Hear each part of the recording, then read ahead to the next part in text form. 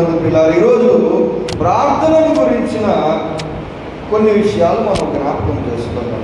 ఎందుకంటే ఆది అపోస్తలుల సంఘములో మరి ఒక సమస్య ఎదురైనప్పుడు వారు చెప్పిన మాట, ఎందుకంటే అపోస్తలులను మనం మాదిరిగా పెట్టుకుంటున్నాం కనుక ఇక్కడ 4వ వచనంలో వారు అన్న మాట ఒకసారి మనం చూసుకుందాం. మేము ఎవరి సంగతో మాకు తెలియదు కానీ అందరూ వచ్చి అడిగారు. వేల మంది ఉన్నారు ఆ రోజు సంఘంలో ప్రభునందు పిల్లలు. మీ అందరికీ తెలుసు, ఇప్పటికే పురుషులు లెక్క 5,000 మంది అంటే స్త్రీలు. ఇంకా పూటకి భోజనం పెట్టాలంటే మనిషికి 10 రూపాయలు ఆ లెక్కలో వేసుకున్నా, 50 రూపాయలు వేసుకున్నా, లక్షలు లక్షలు కోట్లు కోట్లు ఖర్చు. మరి అంత ధనము, అంత ప్రయాసం, అంత భారం, అలాంటి ముఖ్యమైన విషయం ఉంటుండగా అందరూ వాళ్ళు వచ్చి దీన్ని మీరు బాధ్యత తీసుకోండి అంటే వాళ్ళు ఏమంటున్నారు? మేము ఏమన్నారన్నా 4వ వచనంలో 2 విషయాలు మాకు ప్రాముఖ్యమైనవి. మేము చేయం. ముఖ్యమైనది ప్రార్థన యందు, తర్వాత వాక్యమందు మేము ఎడతెగక యుందుము. హల్లెలూయా! ఎంత అవసరమైన సంగతి అయినా, ఎంత ముఖ్యమైన సంగతి అయినా వాళ్ళు ఏమంటున్నారంటే వేరే వాళ్ళకి అప్పగిస్తాం. ఆత్మతోనూ జ్ఞానంతోనూ నింపబడిన వారిని మీరు తీసుకురండి, వారిని అభిషేకిస్తాం, వారికి ఇస్తాం. మీ సమస్యను మేము పరిష్కరిస్తాం, కానీ మేము మాత్రం దేంట్లో ఉంటాం? ఎందుకు ఇంత ప్రాముఖ్యత ప్రార్థనకి?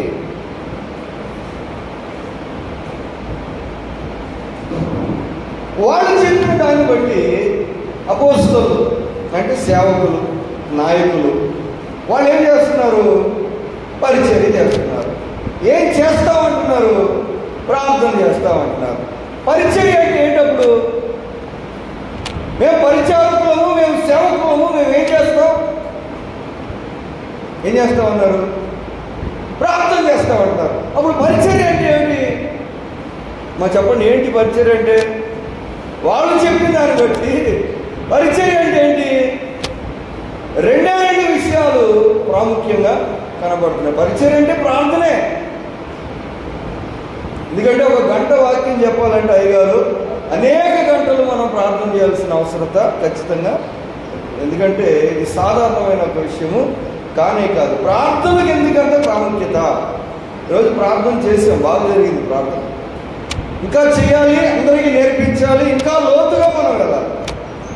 ఎందుకు ప్రార్థనకి ఇంతటి ప్రాముఖ్యత? ఎందుకంటే ప్రార్థన గురించి మీ అందరికీ తెలుసు, మాటలు ఉన్నాయి.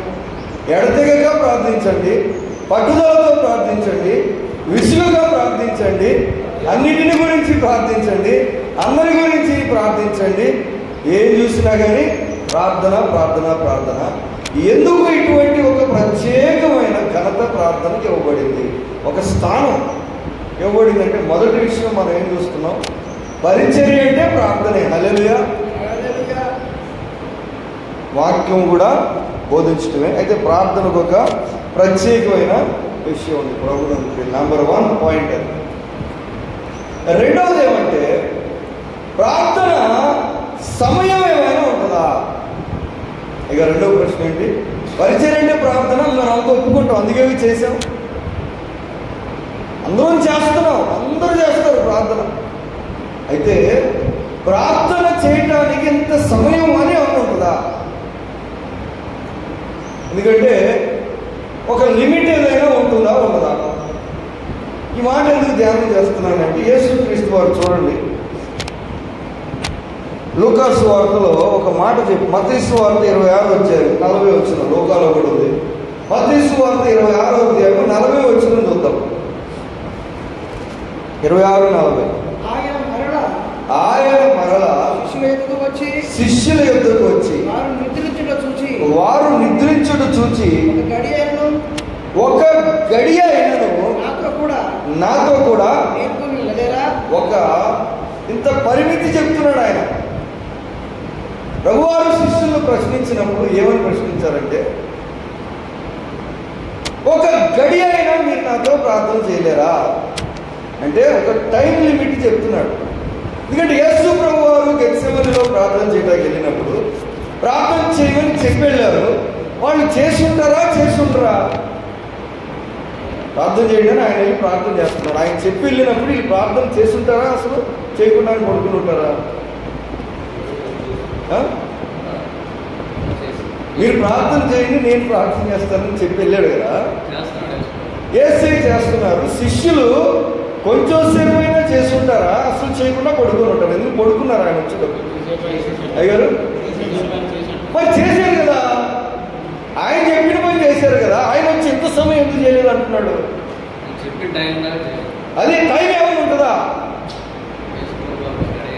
మినిమం ఇంత టైం అని ఏదైనా ఉందా? ఇది మన ధ్యానం. ఎందుకంటే అందరూ ప్రార్థన చేస్తున్నారు. ఈరోజు చూసి నేను వచ్చేటప్పుడు, ఎందుకంటే ఎలాంటి పరిస్థితుల్లో యేసు ప్రభు వారు వారికి మాట చెప్పాడంటే అలసిపోయారంట. అప్పటికే ఎంతో అలసిపోయి ఉన్నారు. వాళ్ళు లేపి ప్రార్థన చేయండి అంటున్నాడు. ఒకసారి చెప్పాడా, మళ్ళీ వచ్చారు రెండోసారి. వారి కనులు భారంతో ఉన్నాను. మళ్ళీ లేపి నేనేం చెప్పాను, మీరేం చేస్తున్నారు? మళ్ళీ కొత్తవేట దూరం వెళ్ళి మళ్ళీ వచ్చి మళ్ళీ లేపాడు. మళ్ళీ ఏమంటున్నాడు, ఆత్మసిద్ధమే కానీ శరీరం బలహీనము. పేతురు, నాతో పాటు చనిపోతాను, తెలికెళ్తానన్నావు, కానీ నువ్వు ఏమేమో చెప్పావు, ప్రార్థన కూడా చేయలేకపోతున్నావు అన్నాడు లేదా? అంటే ఎంత అలసిపోయినా ఒకనొక సమయం సందర్భంలో అంటే శరీర అలసటను మించి, శరీర అవసరతను మించి ఇంకో విషయం ఉంటున్నాయి. అప్పటికే వాళ్ళందరికీ వరాలు ఉన్నాయా లేవా? అందరి మీద వరాలు ఉన్నాయి, కృపలు ఉన్నాయి, అధికారాలు ఉన్నాయి. అటువంటి వారిని ప్రభువారు పట్టుకొని ఏమంటున్నాడు, ఇంత సమయమైనా మీరు ప్రార్థన చేయలేరా? ఈరోజు నేను ఈ మాటను ధ్యానం చేయాలని ఆశ కలిగి ఉన్నాను. ఎందుకంటే ప్రభునందు ప్రియులారా, ఈరోజు 820 కోట్ల మంది అంట ప్రపంచ జనాభా 2024 యాజ్ ఆఫ్ టుడే 820 కోట్లు. అందులో క్రైస్తవులు 260 కోట్లు. భారతదేశ జనాభా 142 కోట్లు, క్రైస్తవులు 2.5 కోట్లు. ప్రశ్న ఏమంటే, ఇన్ని 100 కోట్ల మందిలో ప్రార్థన చేయని వాళ్ళు ఎంతమంది ఉంటారు? అసలు ప్రార్థన చేయని వాళ్ళు, క్రైస్తవులు కాని వాళ్ళు ఎవరు ప్రార్థన చేయరు, అది మనకు తెలుసు. క్రైస్తవులు కూడా ప్రార్థన చేయని వాళ్ళు చాలామంది ఉంటారు. ఒకవేళ చేసినా పొద్దున్న పనికి వెళ్ళేటప్పుడు చేయటం, ఇంటికి వచ్చినప్పుడు పడుకునేటప్పుడు చేయటం, లేకపోతే మందిరానికి వచ్చినప్పుడు చేయటం. అంటే ఒక పద్ధతి, ఒక క్రమం, ఒక సిస్టమ్ లేకుండా చేసేవాళ్ళు 100 కోట్ల మంది ఉంటారు. మీ లెక్కలో ఒక గంట ప్రార్థన చేసేవాళ్ళు ఎంతమంది ఉంటారు భూప్రపంచంలో? రోజుకు 1 గంట ఖచ్చితంగా ప్రార్థన చేస్తారు. ఎందుకంటే టైం చెప్పాడు వేసే, వాళ్ళు చేసే ఉంటారు. ఆయన చెప్పినప్పుడు చేయమంటే ఒక 2 మాటలు చేసి పడుకొని ఉంటారు. కానీ ఆయన లేపి ఏమంటున్నాడు, సమయం అన్నాడు. అసలు సమయం అనే కొలత ఏదైనా ఉంటే మంచిదా? ఉండటం అవసరమా? ఉండకపోతే నష్టమా? పెట్టుకుంటే క్షేమమా? ఇది ప్రశ్న. ఎందుకంటే చిన్న ప్రార్థన చాలామంది చేస్తారు. 1 గంట ప్రార్థన చేసేవాళ్ళు ఎంతమంది ఉంటారు మీ లెక్కలో? రోజు చెప్పండి, ఎంతమంది ఉంటారు? ఏం లేదు, 2-3 విషయాలు చెప్పి ముగించేద్దాం అనుకున్నాను. ఎంతమంది ఉంటారు మీ లెక్కలో? మన లెక్కలో ఎంతమంది ఉంటారు? ఎంతమంది ఉంటారు అయ్యారు? సేవకులు ఉంటారు, గంట చేస్తారు. ప్రార్థన చేస్తారా? అందరూ చేస్తారు గంట? అందరూ చేయరు. అసలు ఉన్నదే తక్కువ మంది. అంటే అందరూ కూడా చేయరని మీరే చెప్తున్నారు. చేయకపోతే నష్టమా? ఇది నా ధ్యానం. ఎందుకంటే డాక్టర్ గారి దగ్గరికి వెళ్ళినప్పుడు డాక్టర్ గారు టానిక్ ఇచ్చారు అమెరికాకి. జ్వరం తగ్గిపోవాలంటే నువ్వేం చేయాలి? పొద్దున్న, మధ్యాహ్నం, సాయంత్రం నీ ఇష్టం వచ్చినంత తాగని చెప్తాడా? ఇంత లిమిట్ అని చెప్తారు కదా. ఆ లిమిట్ ఎందుకు చెప్తారు? లిమిట్ ఎందుకు చెప్తాడు? 30 ml 5 ml అని ఎందుకు చెప్తాడు? మందు శ్రేష్టమైంది, జబ్బుకు అదే మందు, డౌట్ లేదు. కానీ లిమిట్ ఎందుకు చెప్తున్నాడు? 10 ml 20 ml అని ఎందుకు చెప్తాడు అన్నా? అంతకంటే తక్కువ తీసుకుంటే డోస్ ఎక్కువైతే ఇబ్బంది పడుతుంది. డోస్ తక్కువైతే వేసుకుంటే నేను చెప్పిన కొలత ప్రకారం వేసుకో, లేకపోతే అసలు వేసుకోవటమే మానే. ఎందుకు? అది అమెరికా మందైనా, ఆ జబ్బుకి అదే మందైనా, జబ్బు తగ్గాలి అంటే దానికి తగిన పరిమాణంలో మందు పడితే కానీ జబ్బునని చంపలేదు. లేకపోతే హల్లెలూయా అయ్యారు. అర్థమవుతుందిగా? అర్థమవుతుందా లేదా? ఆ పరిమాణంలో పడితేనే అది ఫలిస్తుంది, లేకపోతే ఫలించదు. మనం ఎందుకు ప్రార్థన చేస్తున్నాం? చేయటం కోసం కాదుగా, బోరు కొట్టి కాదుగా, అనిపించి కాదుగా. ప్రార్థనకు ఒక లక్ష్యం ఉంది మనందరికి. ఏమిటి లక్ష్యం? మనకున్న లక్ష్యం ఏమిటంటే దేవుని వద్దకు వచ్చేవాడు ఆయన ఉన్నాడని, తను వెతుకు వారికి ఫలము దయచేవాడని. అంటే మనకేం కావాలి? మనం ఒకటి ఆశించాం, ఒక ఫలం మనకు కావాలి. ఒక ఫలం మనకు కావాలంటే దానికి తగిన పరిమాణం అనే ఒక కొలమానం చేస్తేనే, అవునా కదా? ఎందుకంటే రాత్రంతా చేశారు, పగలంతా చేశారు, దివారాత్రులు చేశారు. ఈ రకంగా వాళ్ళు ఎందుకు చేస్తున్నారు? చేయమనే ఉంది. మీరు అంటున్నారు ఎవరు చేయట్లేదు అంటున్నారు. చేస్తే ఒకళ్ళిద్దరు చేస్తారు. గంట సరిపోద్దా? ప్రశ్న అది. అది కూడా అడుగుతూ ఉంటుంది. గంట సరిపోద్దా?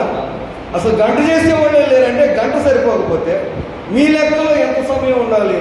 ఎందుకంటే గడియ అన్నారు యేసుప్రభువు. ఒక గడియ అంటే ఆ రోజు ఆ కొలమానం ప్రకారం అంత గడి అంటే 4 మన మొత్తం మీద దినానికి 10వ భాగమైన. అయ్యారు నా ఎస్టిమేషన్, మీ ఎస్టిమేషన్లో ఎంత సమయము సంఘస్థులు చేస్తే వాళ్ళకి ఫలాలు కలుగుతాయి ప్రార్థన బట్టి? ఎంత సమయము సేవకులు చేస్తే ఫలాలు కలుగుతాయి? ఇది మనకు ఒక అవగాహన అనేది ఉంటే మంచిది. ఎందుకంటే ప్రార్థన చేసినా అది ఫలించకపోతే చేసి వేస్ట్. మందు వేసుకున్నా జబ్బు తగ్గకపోతే మందు ఎందుకు వేసుకోవడం? వేసుకుంటే కొలమాన ప్రకారం వేసుకోవాలి, అప్పుడు తగ్గుతుంది. మనకు తగ్గడం కావాలి, మనకు దేవుడు ఇవ్వటం కావాలి. దేవుడు మనం అడిగింది ఇవ్వాలి అంటే మనం ఆ ఫలం వచ్చేలాగా మనం ప్రార్థన. ఎందుకంటే కొలమానం వాళ్ళు చేశారు, కాసేపు చేసి ఉంటారు, మళ్ళీ లేపు ఏం చేయమంటున్నాడు? సరిపోయింది పర్లేదు అన్నాడా? సరిపోలేదన్నారా? సరిపోలేదని చెప్తున్నాడు. అంటే ఎంతో కొంత కొలమానం అనేది ఉన్నట్లుగానే మినిమం స్కేల్ అని ఉన్నట్లు కనపడుతుంది. బైబిల్ అయితే మినిమం ఏమి లేదు ప్రార్థనకి, కానీ మినిమం పెట్టుకుందాం మనం. ఎందుకంటే బైబిల్ చెప్పినట్టు మనం చేయట్లేదు కదా. అందరూ ఏం చెప్పారు? గంట అరగంట చేసేవాళ్ళు ఇన్ని 100 కోట్ల మందిలో లక్షల మంది ఉంటారేమో. కోట్ల మంది ఉంటారా? లక్షల మంది ఉంటారు గంట చేసేవాళ్ళు. ఖచ్చితంగా గంట సరిపోదు అంటారు. అన్నగారు చెప్పిన లెక్క 3 గంటలు అయితే 3 గంటలు చేసేవాళ్ళు ఎవరు ఉంటారు భూప్రపంచంలో? రోజుకి 3 గంటలు కనీసం ప్రార్థనలో గడిపేవాళ్ళు ఎందరూ ఉంటారు? గారు దేవుడు బలమైన దేవుడే కానీ, మందు అమెరికా మందే కానీ, జబ్బుకు మంది అదే కానీ, జబ్బుకు అదే మందు, అది అమెరికా మందు అని పని చేయట్లేదు. ఎందుకు చేయట్లేదు అంటే ఒకవేళ కొలత మిస్ అవుతుంది. నా లెక్కలో అయితే కనీసం 5 గంటలన్నా దాటాలి సేవకుడు, నా పర్సనల్ ఎక్స్పీరియన్స్. ఎందుకంటే రోజుకి 8 గంటలు వాళ్ళు కూలీ చేసుకుంటున్నారు. మన పని ఏమిటి? వాళ్ళు చెప్పారు సేవకులు, మేమేం చేస్తామన్నారు అపోస్తలు? భోజనాలు వడ్డించటాలు, సరుకులు తేవటాలు, డబ్బులు లెక్కలు చూస్తే పైపైన చూస్తాం, కానీ ఫుల్గా ఎగ్జిక్యూషన్ మాత్రం మేము చెయ్యం. మేమేం చేస్తాం? ఎడతెగకుండా ప్రార్థన చేయటం, బైబిల్ చదవటం, ప్రార్థన చేయటం, బైబిల్ చదవటం. అపోస్తల సంఘం, అపోస్తల క్రమం, అపోస్తల బోధ, అపోస్తలు నిర్మించిన మందిరం. ఆ రోజు వాళ్ళకి ఏమీ లేవు. ప్రపంచంలో ఇన్ని 100 కోట్ల మంది లేరు. ఆ రోజు ఎంతమంది ఉన్నారు? వాళ్ళే ఉన్నారు. అని ఈరోజు ప్రపంచం అంతా విస్తరించింది. కొన్ని లక్షల మందిరాలు ఉన్నాయంట భూప్రపంచంలో. ఎక్కడి నుంచి వచ్చినాయి అన్నీ? అయ్యారు మన దగ్గర ఏముండాలి? ఎందుకంటే చాలాసార్లు సేవకు మనం ఆటంకాలు చెప్తాం. డబ్బులతో నేనండి పరిచయం ఈరోజు చేయాలంటే అదే డబ్బులే, అందుకే మేము చేయలేకపోతున్నాం. ఆ రోజు వాళ్ళకి డబ్బులు ఉన్నాయి. ఆ రోజు జనాలు ఉన్నారా? జనాలు ఉన్నారండి. వాళ్ళకి మాకు జనాలు లేదు. చదువు ఉంది వాళ్ళకి, మాకు చదువు లేదు. ఏం చేశారు వాళ్ళు? క్లియర్గా ఒక పని చేశారు. చాలా తేలికైన పని, ఈ కష్టమైన పని ఏమి కాదు. అంటే అర్థం చేసుకోవటం, చేయటం, తీర్మానం తీసుకోవటము కష్టమైన పని. ప్రభువునందు ప్రియుడా, కొలమానము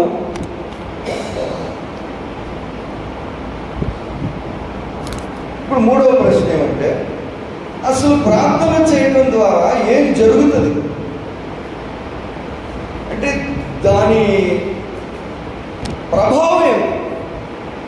ఒకటి పరిచర్య అంటే ప్రార్థన, రెండు ప్రార్థనకు కొలమానం ఉన్నట్టుగానే కనపడుతుంది. వాళ్ళకైతే కొలమానం వాళ్ళు దాటారు 7 గంటలు 8 గంటలు 9 గంటలు అపోస్తులు గంట. కొలమానం ఉంటే మంచిది, ఎందుకంటే ఫలం కావాలి. మరి ఎంత కొలమానం? నా కొలమానం అయితే సంఘస్థులు 8 గంటలు పనిచేయాలి, 3 గంటలు ప్రార్థన చేయాలి. సేవకులు 5 దాటాలి, చేయగలిగితే 8 గంటలు ప్రార్థన చేయాలి, 3 గంటలు పనిచేయాలి. నా లెక్క, నా పర్సనల్ లెక్క. మీరు తీసుకోవచ్చు, దాన్ని తీసి పక్కనేయచ్చు. కానీ నా ఆలోచన, నా అభిప్రాయం, నేను వ్యక్తిగతంగా నేను అనుభవించింది. మూడవది ఏమంటే, ప్రార్థన వలన ఏవి విషయాలు జరుగుతాయి? అసలు ఎందుకు చేయమంటున్నారు ప్రార్థన? అలా అలిసిపోయారు, అయినా చేయాలంటున్నాడు. ఎక్కడో పడుకున్నాడు, అయినా చేయాలంటున్నాడు. వాళ్ళకి వరాలు ఉన్నాయి, కృపలు ఉన్నాయి, కృప కోసం చేయమంటా, వరం కోసం చేయమంటా. నీకు అభిషేకం కావాలి కాబట్టి ప్రార్థన చేయలేదు, లేకపోతే జనాలు కాబట్టి ప్రార్థన చేయలేదు. ఆల్రెడీ జనాలు ఉన్నారు, 50 మంది సంఘం ఉంది, డబ్బులు ఉన్నాయి, వరాలు ఉన్నాయి, వాటి కోసం కాదు చేయమంటారు. ఇంకా ఏదో ఉంది ప్రార్థనలో. ఏమిటది? అది మనం గ్రహించగలిగితే ప్రార్థన చేయటం మనకు తేలిగ్గా ఉంటుంది, ప్రార్థన చేయడానికి చాలా ఇంట్రెస్ట్గా కూడా ఉంటుంది. ఎందుకంటే మనకు తెలియాలి అసలు దాని ప్రభావం ఏమిటి, ఇది ఎక్కడ ఏం జరుగుతుంది, ఎలా పనిచేస్తుంది. అసలు ప్రార్థన వల్ల దేవుని ప్రజలకు, సంఘానికి, భూలోకానికి ఒరిగేది ఏమిటంటే ప్రభువుని అనుకుంటారు. చూడండి, దానియేలు గ్రంథము 10వ అధ్యాయము. అయ్యగారు ముగించేస్తాను నేను, ఒక 5 నిమిషాలే. దానియేలు గ్రంథం 10వ అధ్యాయము 12-13 వచనాలు చదువుకున్నాం. 12-13 వచనాలు. అప్పుడు అతడు, దానియేలు భయపడకము, నీవు తెలుసుకొనవలనని నీ మనస్సును అప్పగించి దేవుని ఎదుట నిన్ను తగ్గించుకొని మొదటి దినం మొదలుకొని మాటలు వినబడినవి కనుక నీ మాటలను బట్టి నేను వచ్చితిని. పారసీకుల రాజ్యాధిపతి 21 దినములు నది నిద్రించను. ఇంకా పారసీకుల రాజుల సముఖమున నేను నిలుచుచుండగా ప్రధానాధిపతులలో, ఇక్కడ దానియేలు ప్రార్థన చేసినప్పుడు ఆయన ఉన్న ప్రాంతంలో జరిగిన సంఘటన కనబడుతుంది. అయ్యగారు ఏమిటి, ఏం జరిగింది? నీ ప్రార్థన వినబడింది అంటే ప్రార్థన చేరింది, అక్కడికి విన్నాం, వెంటనే జవాబు కూడా రిలీజ్ అయింది అప్పుడే. కానీ రావటానికి మాత్రం ఏం జరిగింది? ప్రార్థన అయితే వినిపించింది స్టార్టింగ్, కానీ 21వ రోజుకి దూత వచ్చి కనపడ్డాడు ఆయన. మరి 21 రోజు ఎందుకు ఆలస్యమైంది? చెప్పాడు దూత, సీక్రెట్ చెప్పాడు. ఏం చెప్పాడు? నీ ప్రార్థన వినబడినది, వెంటనే జవాబు చెప్పడానికి నేను పంపబడ్డాను. కానీ నేను వస్తుండగా, ఇప్పుడు ఎవరు వచ్చిన వ్యక్తి? అయ్యారు ఎవరు వచ్చిన ఆయన? ఎవరు ఆయన? ఈ మాట చెప్పింది ఎవరు? ఒక దూత చెప్పాడు కదా, ఈ మాట చెప్పిన ఆయన మర్చిపోయారా మీరు? గాబ్రియల్ చెప్తున్నారు. ఈ మాట ఎవరు చెప్తున్నారు? గాబ్రియలను నేను దేవుని సముఖమందు నిలబడే దూతను. అంటే సాధారణమైన దూతగా, దూతల్లో రకాలు ఉన్నారు, ఈయన స్పెషల్ కేటగిరీ దూత. అంటే డైరెక్ట్గా దేవాది దేవుని సన్నిధిలో నిలబడే దూతనే, దేవుడు పంపించిన దూతని ఎవరు ఆపారు? అక్కడి నుంచి వచ్చాడు దూత, మామూలు చోటు నుంచి కాదు. డైరెక్ట్గా దేవుడు అధికారం ఇచ్చి వెళ్ళమని చెప్పిన గాబ్రియల్ని ఎవరు ఆపారు? 21 రోజులు నన్ను ఎవరు ఆపారని చెప్తున్నాడు. ఎవరు ఆపారంట? పారసీకుల దేశపు అధిపతి. ఎవడాడు? మళ్ళా నన్ను పంపించడానికి మిఖాయేలు రావాల్సి వచ్చింది అన్నాడు. నన్ను రానీయకుండా ఎవరు ఆపుతున్నారు? ఎవరు ఆపారు? పారసీక దేశపు అధిపతి. ఎవరు ఆయన? మనిషా? పర్షియా దేశపు అధిపతి ఆపాడంట దూతని. ఎవరు పర్షియా దేశపు అధిపతి అంటే రాజు కోరేషు. అప్పుడు కోరేషు దినములలో కోరేషు ఆపాడా గాబ్రియల్ని? ఇంకెవరైనా ఆపారా? ఎవరు ఆపారు గాబ్రియల్ని? ఎందుకంటే ప్రార్థనకి జవాబు రాకుండా, వచ్చే ప్రార్థన నెరవేరకుండా, ఆ ప్రార్థనకు సంబంధించి ఏదో ఎక్కడో జరుగుతుంది. అది మనకు తెలియాలి. ఎందుకంటే ఇంతసేపు ఎందుకు చేయాలి? మళ్ళీ చేయమన్నారు యేసుప్రభు వారు. ఇసుక యొక్క న్యాయాధిపతి దగ్గర విధవరాలు వెళ్ళినట్టుగా సిగ్గు విడిచి మాటికి అడుగు ఇలాంటివి చెప్పుకొచ్చారు. అంతసేపు ఎందుకు చేయాలని చూస్తున్నాం మనం. ఎందుకంటే ప్రార్థన యొక్క ప్రభావం ఏమిటి? మనిషి అయితే కాదు, ఎవరైనా పర్షియా దేశం మీద ఉన్న చీకటి శక్తి అధిపతి ఎవడో. ఎందుకంటే ఎఫెసీ పత్రికలు ఉంది కదా, ప్రధాన అధిపతులని ఉన్నారు. పర్షియా దేశం మీద ఉన్న అధిపతి ఎవడైతే ఉన్నాడో ఆ అధిపతి దేవుని దగ్గర నుంచి వచ్చి గాబ్రియల్ ఆపగలిగాడు. ఎందుకు ఆపగలిగాడు? దేవుని దగ్గర నుంచే గాబ్రియల్ వచ్చింది. మరి దేవుని దగ్గర నుంచి వచ్చిన గాబ్రియల్ని భూలోకంలో ఉన్న చీకటి శక్తి ఎలా ఆపగలిగాడు? ఇక చెప్పండి, ఎలా ఆపగలిగాడు? అయ్యారు దానియేలు ప్రార్థన చాలకపోతే దేవుని దగ్గరికి ఎలా వెళ్ళింది? దేవుడు ఎందుకు పంపాడు? ప్రార్థన అంటే దేవుని దగ్గరికి వెళ్ళేది కదా, దేవుని దగ్గరికి వెళ్ళింది దేవుడు పంపించాడు కదా,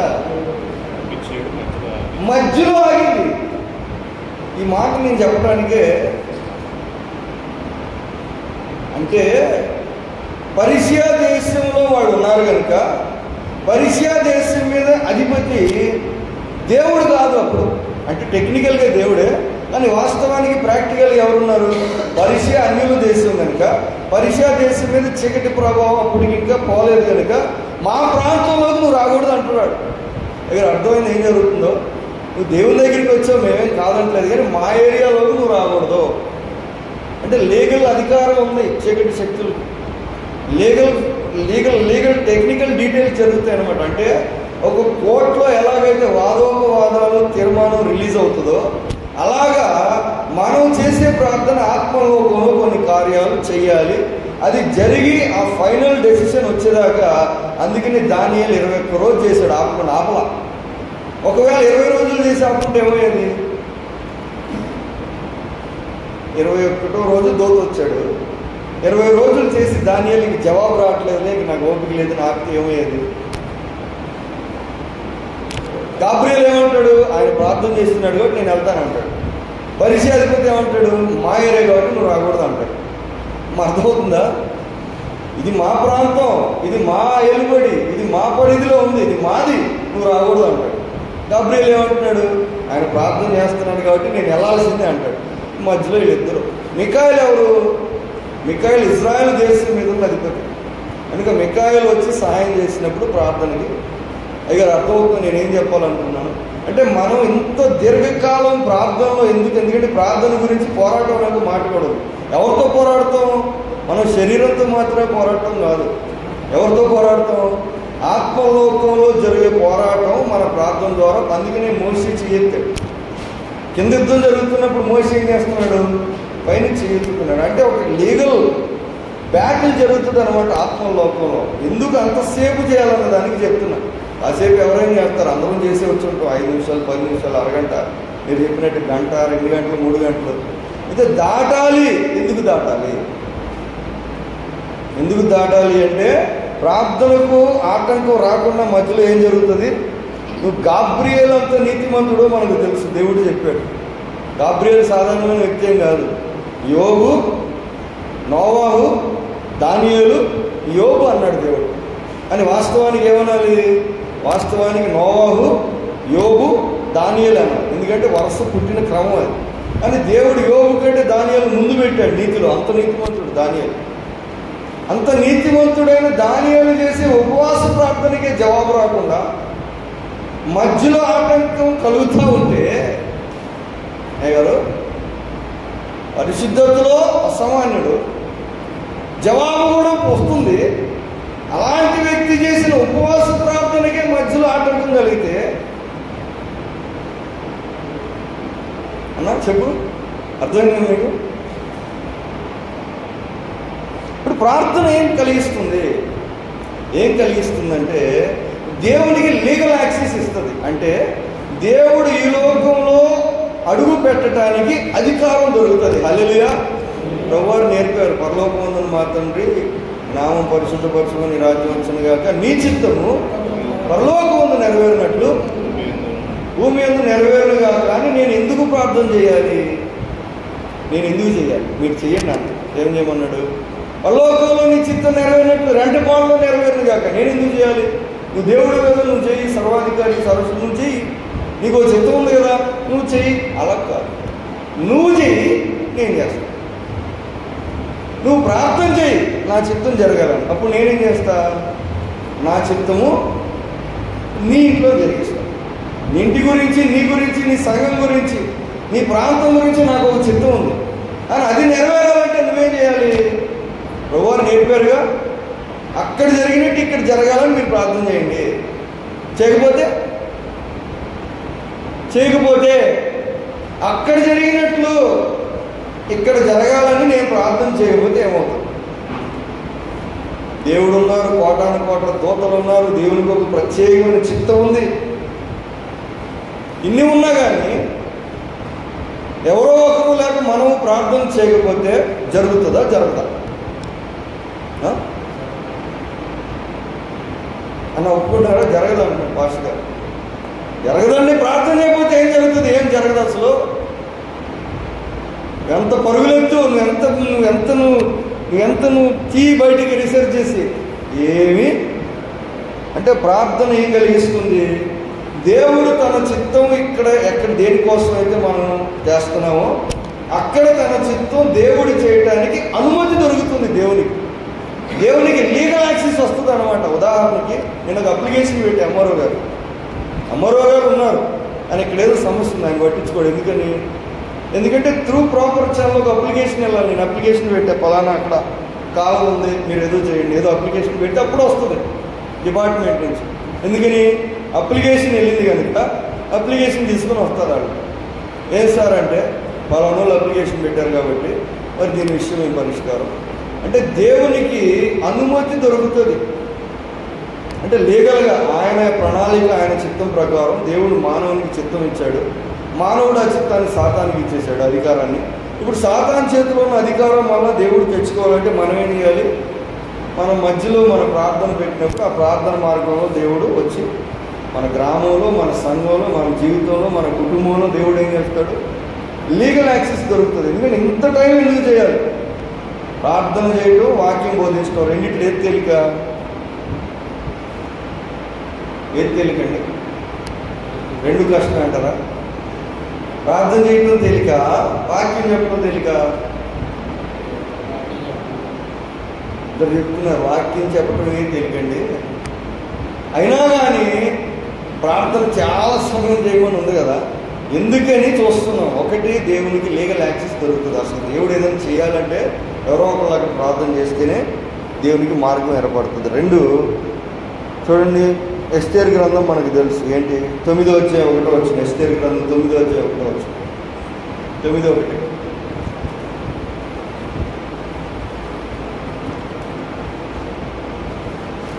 రాజు చేసిన తీర్మానం చట్టమును వేరు కాలం వచ్చినప్పుడు ఆదాపు 12వ నెల 13వ దినమున యూదులను జయింపగలుగుమని వారి మగవారు నిశ్చయించుకున్న దినముననే యూదులను జయింపగలమని పగవారు నిశ్చయించుకుని దినముననే యూదులు తమ పగవారి మీద అధికారం పొందినట్లు కనబడెను. హల్లెలూయా. ఏం జరిగింది? యూదులను ఓడించాలని శత్రువులు అనుకున్న రోజునే యూదుల శత్రువులను ఓడించేలాగా జరిగింది ఆ రోజు. ఎందుకు జరిగింది మనకు తెలుసు. ఎందుకు జరిగింది? వాళ్ళు ఉపవాస ప్రార్థన చేశారు. అంటే ప్రార్థన ఏం చేసిందంటే దేవుని చిత్తానికి వ్యతిరేకమైన కార్యాన్ని దేవునికి చిత్తానికి అనుగుణంగా తిప్పుతుంది అనమాట. ఒకటి, దేవునికి యాక్సెస్ దొరుకుతుంది. రెండు, దేవుని చిత్తానికి వ్యతిరేకంగా లోకంలో సాతాను బోల్డని చేస్తూ ఉంటాడు. మనం ప్రార్థన చేసినట్లు దేవుడు తన చిత్తాన్ని నెరవేర్చుకుంటాడు, మార్చేస్తాడు అన్నమాట. తన చిత్తానికి వ్యతిరేకమైన దాన్ని తిప్పి తన చిత్త ప్రకారం జరిగేలా చేస్తాడు. ఒకటి. 2 లూకాసు వార్త 22:43 చూడండి. 22:43, 22 అధ్యాయం 43 వచ్చు. 43:44. తండ్రి, ఈ గిన్నె నా యొద్ద నుండి ఈ చిత్తమైతే తొలగించును. అయినను నా ఇష్టము కాదు, ఈ చిత్తమే సిద్ధించును గాక అని ప్రార్థించను. అప్పుడు పరలోకం నుండి ఒక దూత కనబడి ఆయనను రెండవది దేవుని చిత్తానికి వ్యతిరేకమైన విషయాన్నేమో దేవుని చిత్తానికి అనుగుణంగా చేస్తాడు. ఆయన ప్రార్థన చేస్తాడు. దేవుని చిత్త ప్రకారమైన పని అయితే ఏం చేయాలి? దేవుని చిత్త ప్రకారమైన పని కానీ చేయటం భారం అయినప్పుడు దేవుడు ఏం చేస్తారంటే ఆ పని చేయడానికి బలాన్ని ఇస్తాడు. హల్లెలూయా. చిత్తానికి వ్యతిరేకమైనది తిప్పి తన చిత్తం చేస్తాడు. తన చిత్త ప్రకారం చేయటానికి మనకు శక్తి లేకపోతే యేసుప్రభువు వారు అన్నారు, నాకైతే ఇష్టం లేదు కానీ నా చిత్తం కాదు నీ చిత్తమే అన్నప్పుడు దూత వచ్చి దేవునికి ఏమి ఇచ్చాడు? ప్రభు వారికి బలం ఇచ్చాడన్నమాట. ఆయన ప్రార్థన చేసినప్పుడు అంటే దేవుని చిత్తాన్ని చేయడానికి బలం కూడా ఎక్కడి నుంచి వచ్చింది? ప్రార్థన నుంచే వచ్చింది. హల్లెలూయా. ఆయనకు అనుమతి దొరుకుతుంది. ఆ దొరికిన అనుమతి ప్రకారం ఆయన తన చిత్తానికి వ్యతిరేకమైన వాటిని తన చిత్తానికి అనుగుణంగా తిప్పుతాడు. లేక తన చిత్త ప్రకారమైన వాటిని చేయటానికి మనకేమిస్తాడు? మనకి కృపను, బలాన్ని, డబ్బుల్ని, రకరకాలు ఏదైతే దేవుడు చూపెడతాడు. ఒక విషయం ఇది నా చిత్తం అంటాడు. కానీ చేయటానికి మన దగ్గర డబ్బులు ఉండవు, మన దగ్గర మనుషులు ఉండరు, మన దగ్గర ధైర్యం ఉండదు, మన దగ్గర ఏమీ ఉండదు. ఎప్పుడు దాకా ఉండదు? ప్రార్థన చేసేదాకా ఉండదు. ఇప్పుడు దాకా ఉండదు. ప్రార్థనలో దాన్ని పెట్టి మనం పోరాడేదాకా ఉండదు. పెట్టిన తర్వాత అలాగ ఉండదు. పెట్టిన తర్వాత అన్నీ అయితే ప్రార్థన చేయటానికి అయ్యారు ఏమిటి శోధనలు కూడా ఉన్నాయి. ముగించేస్తే నేను చెప్పాలనుకున్న మాట. అయితే ప్రార్థన ఎన్ని రకాలుగా చెప్పినా మా పాస్టర్ గారు చెప్పింది నాతో మొన్న, ప్రార్థనలోనే పయనము, ప్రార్థనే ప్రాకారము, ప్రార్థనలోనే ప్రార్థించకుండా పాట పాడుతున్నారు. పాట అయితే పాడుతున్నారు. ఏం చేయలేరంట? ప్రార్థన చేయకుండా అసలు ఉండలేరంట. వాళ్ళని అడిగామనుకో నువ్వు ఎంతసేపు చేస్తున్నావు అని ఏం చెప్తారు? పాట వచ్చినప్పుడు నేను అన్న పాస్టర్ గారు ఆడుతుంది పాట, అసలు నువ్వు ఎంతసేపు చేస్తుందా అన్నాను. మా పాస్టర్ గారు నువ్వు ఎంత అని చెప్పు, ప్రాణాలు మాత్రం ప్రార్థన చేయరండి అంటారు. నువ్వు ఎన్ని చెప్పు, వాళ్ళు మాత్రం చేయరు.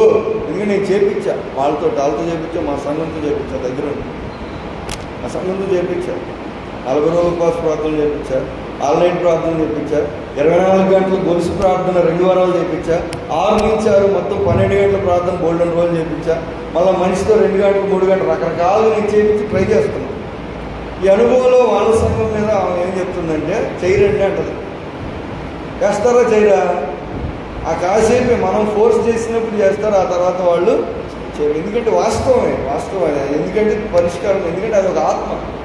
ప్రార్థన చేయడం అనేది ఒక స్పిరిట్ అనమాట. దేవుని ఆత్మ నడిపింపు మనకు ఉన్నప్పుడు, ఆ ఆత్మ మనకు ఉన్నప్పుడు మనం చేయాలని తీవ్రపడతాం అయ్యారు. అయితే ప్రార్థన చేయడానికి ఆటంకాలు ఏంటి? ప్రభు వారు చెప్పారు. ఒకటి, ఆత్మ సిద్ధమే కానీ శరీరము బలహీనము. 2 ఏమిటంటే వాళ్ళు అలసిపోయారు, కన్నులు భారంగా ఉండాలి. చాలా కారణాలు చెప్తారు ప్రార్థన చేయడానికి. 1 ప్లేస్ లేదని అంటారు. ఎక్కడ చేయమంటారు? చూడు ఎక్కడ కుదురుతుంది చేయడానికి, ఎక్కడ ఉంది మాకున్నది ఇంకా సమయం లేదంటారు, స్థలం లేదంటారు, ఓపిక లేదంటారు, బలం లేదంటారు, నడిపింపు లేదంటారు. కానీ అస్సలకి వాళ్ళకి అవగాహన లేదని నేను అనుకుంటాను. అసలు అవగాహన లేదు కాబట్టి ఇన్ని కారణాలు చెప్తున్నాను. నిజంగా అవగాహన అనుకుంటే ప్రార్థన గురించి యేసుప్రభు వారు అందుకే శిష్యులను అంతగా ప్రేరేపించారు. ఒప్పుకోట్లా, అలసిపోయినా ఒప్పుకోట్లా, చేయండి అంటున్నాడు. పడుకున్నా కూడా లేపుతున్నాడు, చేయాల్సిందే అంటున్నాడు. ఇంత సేవ చేసి ఎందుకంటే కొన్ని సమయాలు ప్రార్థన చేస్తేనే విజయం కలుగుతుంది. హల్లెలూయా. మోషే చేతులు పడిపోయినా కానీ ఇద్దరు వచ్చి నిలబెట్టారు. లేదు చేయాల్సిందే, అటొకటి ఇటొకటి. ఇంకా అయ్యారు ఈరోజు యాకోబు పత్రిక 5వ అధ్యాయం 13వ వచనం చూడండి ఒకసారి. 5:13 ముగించేస్తాను నేను. 2 వచ్చిన టైం ఎక్కువ తీసేసుకున్నాను అయ్యారు. యాకోబు పత్రిక 5వ అధ్యాయం 13వ వచనం. 5:13 5:13 ఎవరికైనా శ్రమ సంభవించిన అతడేం చేయాలి? క్లియర్గా దేవుని వాక్యం చెప్తుంది. మీలో శ్రమ ఉంటే మీరేం చేయాలి అంటే శ్రమలకి పరిష్కారం చెప్పాడు క్లియర్గా, ప్రార్థన చేయాలి. అయితే మనం చాలా కారణాలు చెప్తాం, దేవునికి కూడా తెలుసు. ఆ కారణాలు చెప్తాం కాబట్టి దానికి జవాబు కూడా ఉంది. చూడండి 5:17 ఏముంది? 5:17 5:17 ఏలియా మన వంటి స్వభావం గలవాడే. హల్లెలూయా. అంటే నీకే బలహీనత ఉందో, నీకే నిద్ర వచ్చిందో, నీకే నడుము నొప్పి వచ్చిందో, నీకేం సమస్యలు ఉన్నాయో అన్నీ ఏలియాకు ఉన్నాయి. వాళ్ళేమి స్పెషల్ కాదు, మనమేమి తక్కువ కాదు. నీకున్నాయి, ఆయనకున్నాయి, నీకున్నాయి. కానీ ఆయన ఏం చేశాడంట? ఆ శక్తితో ప్రార్థించే పరిష్కారం కూడా చెప్పాడు. ఈరోజు అయ్యగారు మీరు ఒక తీర్మానం తీసుకొని, మరి శ్రేష్టమైన సమయం మరి దొరికింది మనందరికీ, వాడుతున్నాం ప్రార్థన. కానీ ఏ లెవెల్ వరకు వాడాలో ఆ లెవెల్ వరకు వాడకపోతే మనకు దాని విజయం అనేది, మందు శ్రేష్టమైందైనా మందు దానికి అదే అయినా మోతాదు తగినంత పడకపోతే అది చేయటం. నువ్వు తీర్మానం తీసుకొని మనం చేస్తూ చిన్న మాటలు ముగిసిన దేవుడు మనందరినీ కూడా నడిపించింది కాక ఆ మంచి సమయాన్ని. అధ్యక్షుడు